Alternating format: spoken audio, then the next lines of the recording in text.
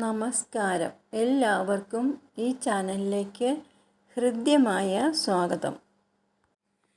ജന്മക്കൂറുമായി ബന്ധപ്പെട്ട അല്ലെങ്കിൽ ചന്ദ്രനുമായി ബന്ധപ്പെട്ട ഒരു യോഗത്തെക്കുറിച്ചാണ് ഇന്ന് പറയുവാൻ ഉദ്ദേശിക്കുന്നത്. യോഗത്തിൻ്റെ പേര് തുരുതുരായോഗം എന്നാണ്. ഇത് ഒരു ഗ്രഹനിലയിൽ നിന്നും എങ്ങനെ മനസ്സിലാക്കാമെന്ന് പറയാം. അതായത് ചന്ദ്രൻ നിൽക്കുന്ന രാശിയുടെ 2-ലും 12-ലുമായി കുജൻ, ബുധൻ, ഗുരു, ശുക്രൻ, ശനി തുടങ്ങിയ പഞ്ചഗ്രഹങ്ങളിൽ ഏതെങ്കിലും നിന്നാൽ അത് തുരുതുരായോഗമായി. ഒന്നുകൂടി വ്യക്തമാക്കിയാൽ, ചന്ദ്രൻ നിൽക്കുന്ന രാശിയുടെ ഇരുവശങ്ങളിലുമായി പഞ്ചഗ്രഹങ്ങളിൽ ഏതെങ്കിലും വന്നാൽ തുരുതുരായോഗം സംഭവിക്കുന്നു. ഒരു ഉദാഹരണം പറയാം. ഇടവം രാശിയിൽ ചന്ദ്രൻ നിൽക്കുന്ന ഒരു ഗ്രഹനിലയിൽ ചന്ദ്രൻ നിൽക്കുന്ന രാശിയുടെ 2-ാം ഭാവം എന്ന് പറയുന്നത് മിഥുനം രാശിയാണ്. ചന്ദ്രൻ നിൽക്കുന്നത് 1-ാം രാശിയായി കണക്കാക്കണം.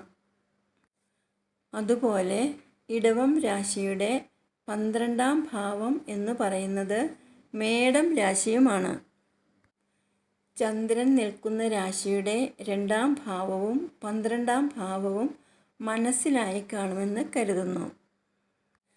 ഗ്രഹനിലയിൽ തുരുതുരായോഗമുള്ള വ്യക്തിക്ക് പലതരത്തിലുള്ള സുഖാനുഭവങ്ങൾ ഉണ്ടാകുന്നതാണ്. ഈ വ്യക്തി വലിയ കീർത്തിമാനും ബുദ്ധിമാനും ആകുമെന്നാണ് പറയപ്പെടുന്നത്. നല്ല രീതിയിലുള്ള വിദ്യാഭ്യാസവും ലഭിക്കുന്നതാണ്. മാത്രമല്ല, ജാതകന് ധാരാളം വാഹനങ്ങളും ഭൃത്യന്മാരും ഉണ്ടായിരിക്കും. ഈ യോഗമുള്ള വ്യക്തി വലിയ ധനികനും നല്ല ദാനശീലനും ആയിരിക്കും.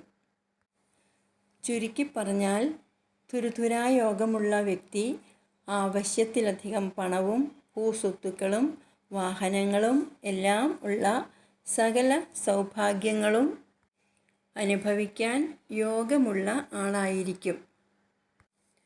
ഈ യോഗത്തിൻ്റെ പൂർണ്ണമായ ഫലം അനുഭവിക്കണമെങ്കിൽ ചന്ദ്രന് ബലമുണ്ടായിരിക്കണം. മാത്രമല്ല, ചന്ദ്രൻ്റെ 2-ലും 12-ലും നിൽക്കുന്ന ഗ്രഹങ്ങളും ബലവാന്മാരായിരിക്കണം. ഈ അറിവ് ഉപകാരപ്രദമായി എന്ന് കരുതുന്നു. ഇനി അടുത്ത വീഡിയോയുമായി വരുന്നതുവരെ നന്ദി, നമസ്കാരം.